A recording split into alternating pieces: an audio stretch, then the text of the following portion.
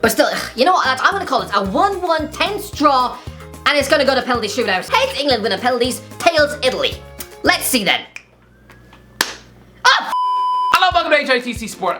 I'm not gonna, this whole thing feels uncomfortable. This is like gate crashing a funeral that you weren't invited to. This is like me storming through the church doors, walking up that aisle and licking your dearly departed granddad on the lips. It's just, go away. Nobody wants me here for this. Listen, I'm not gonna lie, I am relieved that I'm not gonna have to spend a week outside Wembley in a cardboard box. I wasn't looking forward to rummaging the bins outside King's Cross Station for my lunch. I didn't want homeless people trying to rob my shoes and tickle my feet. A week outside Wembley. Knowing me, I'd probably forget to bring a packed lunch, and by Thursday, I'd be trying to bite a chunk out of a stray dog. But you know what? I'm not actually taking a lot of joy out of this England final. I'm not. I think this might prove that somewhere deep within my tin cold chest that actually maybe I do have somewhat of a beating heart. Yes, it's probably no bigger than an acorn and probably pumps sweaty yogurt throughout my veins, but still, as an Irishman, I should have woken up and cackled like a drunken banshee this morning. But lads, this is different. England's overbloated bunch of egotistic millionaires bottling Euro 2016 to Iceland. Yes, absolutely, I laughed until my tonsils turned blue. The fact that Jack Wilshere was once marketed as the English Xavi, seeing him fail to get the better of Aaron Gunnarsson, someone who looks like he drinks pints of whiskey, sleeps on his face and combs his beard with a garden rake. Yes, that was funny for me.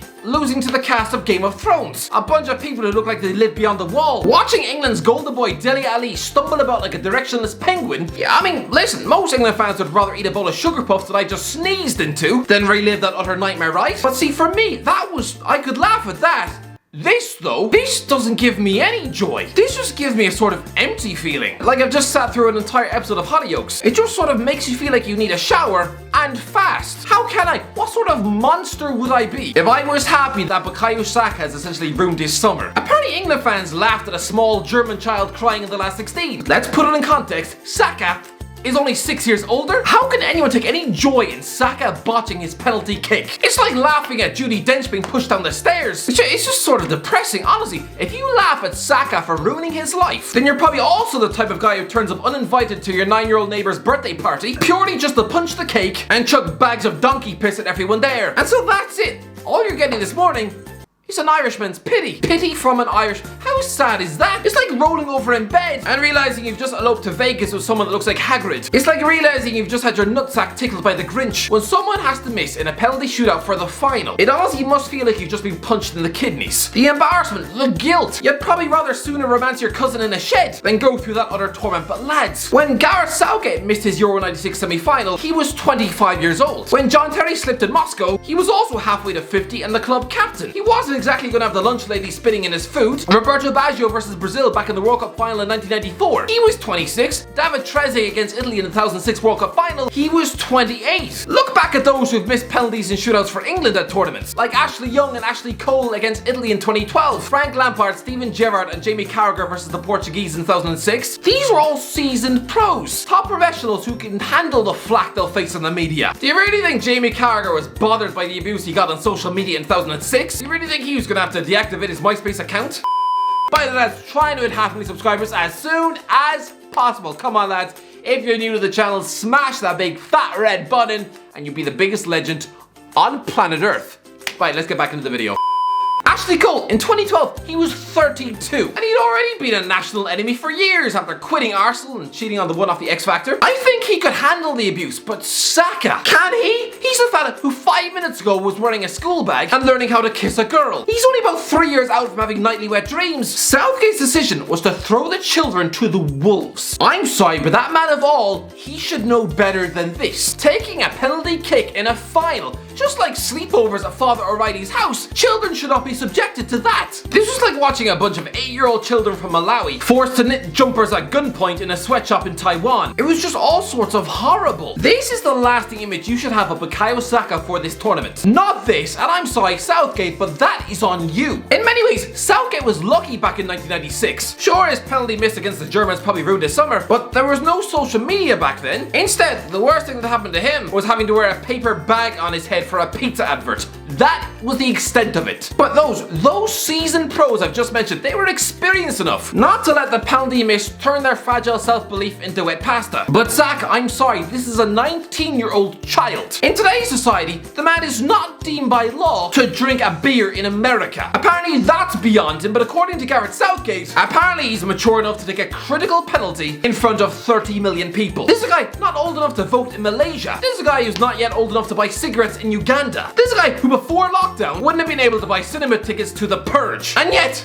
this is pathetic. Jordan Henderson is just 9 years off 40. This is a guy with nearly 70 caps, who's represented a great club like Liverpool nearly 400 times. On what planet is a teenage boy equipped to take a pressure kick in front of the watching world? This is a man who's won more trophies than Stevie G. And it's not like this was a spot kick to win the game, to attack, to chase glory. No. It was score this goal or you've just ruined the hopes of an entire country. The man had the lifetime ambitions of 55 million people on his back in just his 9th ever cap. Can you imagine the amount of pressure that poor boy was under? That long dreaded walk, leaving behind his teammates and staring into the eyes of Gianluigi Buffon's heir to the throne. Some of you out there, you're probably 19, right? Just imagine it, trying to take that penalty in front of the whole world. Suddenly you're uncomfortable, you're exposed. A bit like if your granny catches you having a tug in the kitchen sink. Yes, Saka has been utterly brilliant this tournament, but I'm sorry, Southgate, this guy is a child. 3 years ago, he was playing in the England under-18 team with the likes of Clinton Mola, Reece Williams and Lewis Binks. Good Christ, do you remember the 2018 World Cup? This guy spent that summer studying for his geography exam. He probably can't even grow armpit hair. I'm gonna say it, yes you missed, but well done, Bukayo Saka. The bravery you showed in that moment. Honestly, give me a penalty kick in front of 30 million people. My legs would very quickly turn into wet spaghetti. My knees would look like they're suffering from epilepsy. And I'd probably get sick all over my shoes with a puddle of purple urine between my feet. And especially at the age of 19, I'd be doing convulsions on the floor. Good Chris, look at that. Is that the face of a guy who can handle the pressure of scoring a match-saving penalty? He looks more in danger of sticking his knob in the toaster, and you'd be damn right. I'm gonna say it, you don't deserve to win this tournament. No, not you. You, the one who abuses his players on social media, the one who uses a penalty kick as an excuse to utterly ransack the players, brave enough to actually put themselves forward for a penalty. This is how it's acceptable to react to a penalty miss which has broke your heart.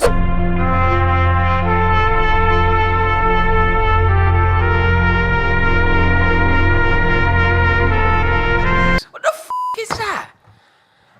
Look at him, the poor guy looks like he's just seen his dog eat his favourite Pokemon card. Yeah, great, have fun spending that night fishing for Bulbasaur in your Labrador sweaty stool. But some of you reacted abhorrently. I would hate to see what Big Bob from Swindon or 50-year-old Pete from Wigan. I hate to see their reactions. This is like working in a hospital and letting the junior paramedic, you know, the one who spent the last 3 months collecting coffees, letting him operate on a cardiac arrest. Is he going to be mentally prepared for the moment? The guy fresh out of uni who still reads X-Men comics and isn't able to locate Sweden on a map? Is he balls? Listen, Gareth Southgate has shut a lot of people up this summer, but I'm sorry, his entire methodology for these penalty shootouts, I can't defend it. It honestly, it made him look like he has brain made of wet cheesecake. Bringing on both Marcus Rashford and Jadon Sancho in the 120th minute solely for penalty kicks. Just what? Both of them probably still had critically numb arses from sitting on the bench for 3 goddamn hours. Good Christ, when I spend 3 hours watching something in the cinema, sometimes it takes me 3 attempts to stand up out of my chair. Good Christ, I know Rashford has a good record from the spot. But can anyone tell me, based on his run-up, that his head was screwed in the right place? Can anyone tell me this was a man in the zone? This is a guy who spanked in last-minute pressure penalties against PSG in the Champions League. And yet here he is, dancing on the spot like Ashley Banjo after half an ounce of smack. Rashford trying to morph into Jorginho in a run-up that makes him look like a constipated cat.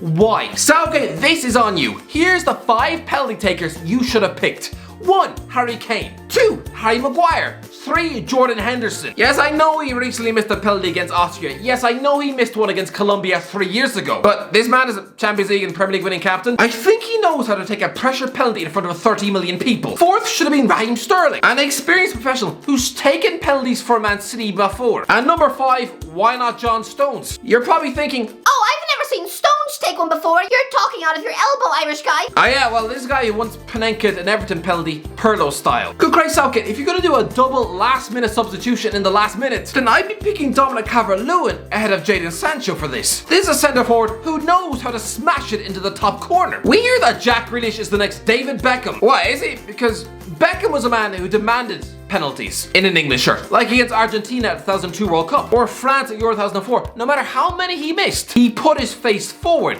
Grealish is 4 years off 30, and you're letting a child skip you in the queue? Watching a 19-year-old child shoulder the pressure on his shoulders. This is like pushing a small child in front of an oncoming taxi. Grealish, how can you look yourself in the mirror after that? I said I wanted to take one. The gaffer's made so many right decisions through this tournament, and he did tonight, but I won't let people say that I didn't want to take a penalty when I said I will.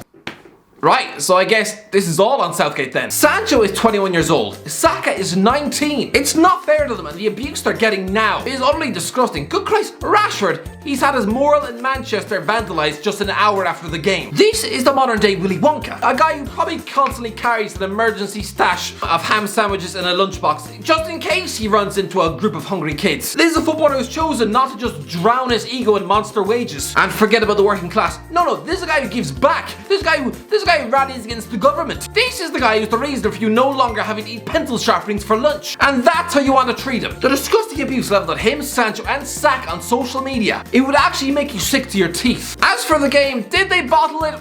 Well, they went 1-0 up.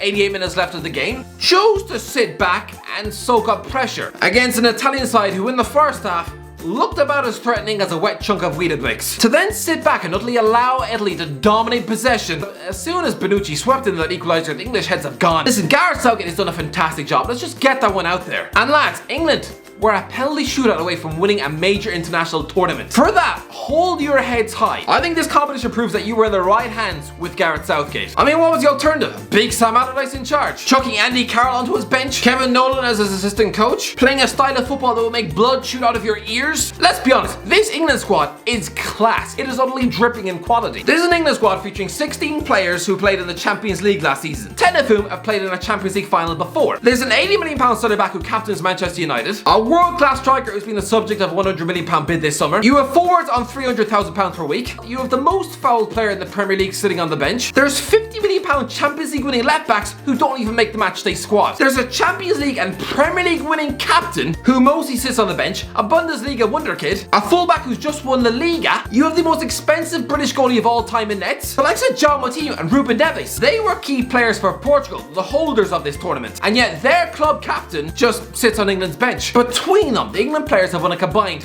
16 Premier League winners' medals between them. I mean, come on. Oh yeah, and factor the fact that nearly every match has been at Wembley, England. This is a brilliant squad. Yes, Southgate made mistakes in the final, absolutely, and throwing Saka to the Wolves like that was unforgivable. But I have to say, you've had a brilliant tournament. You're in the best shape you've ever been in. Just calm down, alright? I do feel bad for you. To see Roy Jennings crying like that, it's tough. But listen, you've had a great tournament. Commiserations. But listen, look forward to Qatar. Hopefully Ireland will have a miracle and we'll get to play England at a World Cup, because that is what it's all about. Listen, if you've enjoyed the video, don't forget to like, subscribe, and as always, I'll talk to you in a while.